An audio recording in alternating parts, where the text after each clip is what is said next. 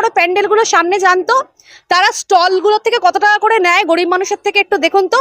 সারাদিনে 1000 টাকা ইনকাম হয় না, তাকে 500 টাকা সেখান থেকে গুঁজে দিতে হয় সেখানকার কমিটির লোকেদের কাছে। এটা কি জানেন তারা? তারা কি কখনো খোঁজ নিয়েছে? মাননীয় মুখ্যমন্ত্রী কি কখনো এটা খোঁজ নিয়েছে যে শ্রীভূমি থেকে শুরু করে যত বড় বড় পুজো আছে সেখানে স্টলের জন্য একটা ছোট একটা ঝালমুড়ির প্যাকেট নিয়ে বসতে গেলেও কত টাকা সেখান থেকে নেওয়া হয়? যদি তাদের এতই গরিব মানুষের জন্য সত্যি তাদের মর্মা হতো তারা, তাহলে তাদের থেকে টাকা কেন নিচ্ছে? তাদেরকে ফ্রিতে বসতে দিক, তবেই বুঝবো তাদের ক্ষমতা আছে, তারা গরিব মানুষের পাশে থাকতে পারে।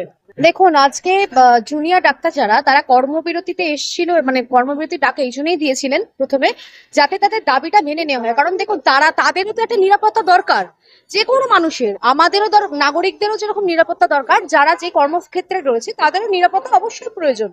কিন্তু কিছুক্ষণ আগে আমরা দেখেছি, খবর পেয়েছি যে তারা কর্মবিরতি তুলে নিয়েছেন, কিন্তু এটাও তারা একই সাথে জানিয়েছেন যে ধর্মতলায় যে অবস্থানটা এখানে রয়েছে এখন আমাদের ব্যাক সাইডে, সেখানে রাত 8টার মধ্যে যদি যে 10 দফা দাবি করা হয়েছে সেটা যদি পূরণ না হয় তাহলে কিন্তু আমরণ অনশনে ডাক্তাররা যাবে, অর্থাৎ আন্দোলন আরো তীব্রতর হবে।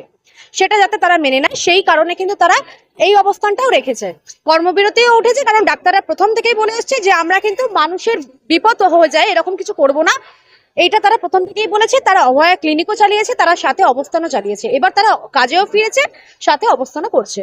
সোশ্যাল মিডিয়াতে একটা পোস্ট ঘোরাঘুরি করছে যে ডাক্তাররা যারা আমরণ অনশন করবে তারা কি সেই আমরণ অনশন লাইভ স্ট্রিম করবে? লাইভ স্ট্রিমিং ব্যাপারে দেখুন, এগুলো তো মানুষ, নেটিজেন যারা আছে তারা সবকিছু নিয়ে ট্রোল করে। আপনি যদি কিছু করেন সেটা নিয়েও ট্রোল করবে, যদি কিছু না করেন সেটা নিয়ে ট্রোল করবে।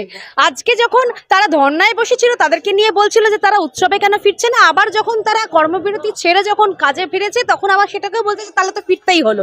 মানে কোনোটাতেই তারা বেঁচে মানে পেরে উঠে পাচ্ছে না, মানে যা নয় তাই বলছে সোশ্যাল মিডিয়াতে।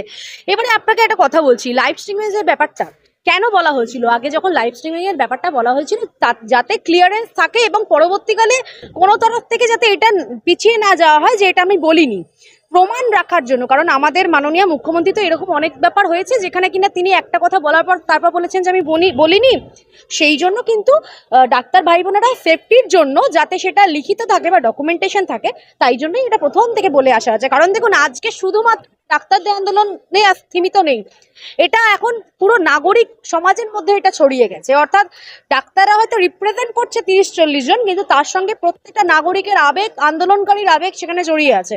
তাই পুরোটাই ওপেন করার প্রস্তাব রাখা হয়েছিল। আশা করবো আগামী দিনে যদি কোনো রকম আবার বৈঠক হয় সেখানেও যাতে লাইভ স্ট্রিমিং করা হয়। না, উৎসবে আমরা কেউ ফিরিনি, পুজো আছে, পুজো যেরকম হচ্ছে হবে, পুজোর কেউ কিন্তু আমরা বিরোধিতা করিনি। তবে হ্যাঁ, উৎসবে যদি কেউ ফিরতে চায় তাকে তো আমরা জোর করতে পারি না। ধরুন কেউ এখন বলছে ঠিক আছে আমি পুজোতে ঠাকুর দেখতে বেরোবো, তাকে কি আমরা বারণ করিনি তো? যা এরকমও আছে যারা পুজোর প্যান্ডেলেও যাচ্ছে, অবস্থানেও আসছে, এরকমও মানুষ আছে। যার যার ব্যক্তিগত ব্যাপার, তারা উৎসব করবে কি করবে না। কিন্তু আমাদের যেটা প্রাইমারি লক্ষ্য এখন সেটা হচ্ছে রাজ্যের এই অচলাবস্থা, এই অরাজকতা সেখান থেকে বেরিয়ে আসা।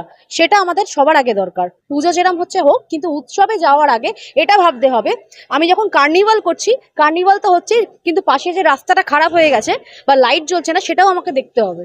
এই জন্যই আমরা বারবার বলি যে আমাদেরকে সিস্টেমকে ঠিক করতে হবে, আগে রাজ্যের ল অ্যান্ড অর্ডার ঠিক হোক, তারপর আমরা উৎসব করব।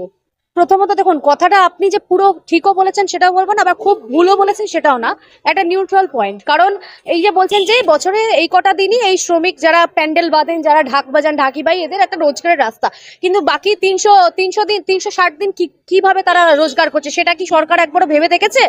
বাকি 360 দিন আমরা যুবক যুবতীরা এবং গরিব মানুষেরা যারা আছে, বিশেষ করে যারা সারা বছর তারা কিভাবে রোজগার করছে সেটা কি ভেবে দেখেছে? যদি সরকারের সদিচ্ছা থাকে শুধুমাত্র এই 5 দিনের জন্য না, সারা বছরের কর্মসংস্থানের জন্য ভাবুক। এবং সব থেকে বড় কথা, এমন রাজ্যে আমরা বসবাস করছি যেখানে শুধুমাত্র 5 দিনের উপর সারা বছরের রোজগার আমাদেরকে ডিপেন্ড করে থাকতে হয়। এরকম তো, এগুলো তো মেনে নেওয়া যায়, এগুলো হাস্যকর বিষয় যে শুধুমাত্র 5 দিনের জন্যই বোধহয় সারা বছরের আমাদের খাওয়ার, মানে দৈনন্দিন জীবনের আমাদের রোজগারগুলো চলে, এরকম মনে হচ্ছে কথাবার্তা।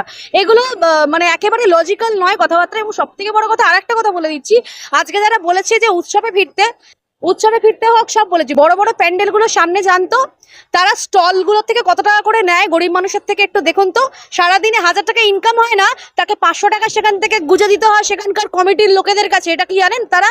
তারা কি কখনো খোঁজ নিয়েছে? মাননীয় মুখ্যমন্ত্রী কি কখনো এটা খোঁজ নিয়েছে যে শ্রীভূমি থেকে শুরু করে যত বড় বড় পুজো আছে সেখানে স্টলের জন্য একটা ছোট একটা ঝালমুড়ির প্যাকেট নিয়ে বসতে গেলেও কত টাকা সেখান থেকে নেওয়া হয়? যদি তাদের এতই গরিব মানুষের জন্য সত্যি তাদের মর্মা হতো তারা, তাহলে তাদের থেকে টাকা কেন নিচ্ছে? তাদেরকে ফ্রিতে বসতে দিক, তবেই বুঝবো তাদের ক্ষমতা আছে, তারা গরিব মানুষের পাশে থাকতে পারে। আমার নাম তুলিকা অধিকারী।